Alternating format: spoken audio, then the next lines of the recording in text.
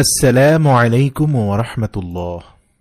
মেরাজের রাত্রিতে আল্লাহ রব্বুল আলামিন মুহাম্মাদুর রাসূলুল্লাহ সাল্লাল্লাহু আলাইহি ওয়াসাল্লামকে স্বাগত জানানোর জন্য ফেরেশতাদের আদেশ করলেন, হে ফেরেশতাগণ, আজকে রাতে আমার তাসবিহ পড়া বন্ধ করে দাও, আমার হামদ পড়া বন্ধ করো, আজকে রাতে আমার বাধ্যতা ত্যাগ করো, আজকে রাতে জান্নাতুল ফেরদাউসকে পোশাক ও অলংকার দ্বারা সজ্জিত করো।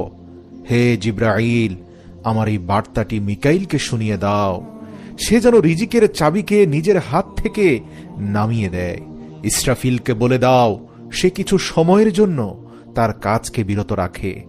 আজরাইলকে বলে দাও, সে যেন কিছু সময়ের জন্য রূহকে কবজ করা থেকে হাত উঠিয়ে নেয়। জান্নাতের ফেরেশতা রেজওয়ানকে বলে দাও, জান্নাতকে সুসজ্জিত করতে। মালিককে বলে দাও, সে যেন দোজখের দরজায় তালা লাগিয়ে দেয়।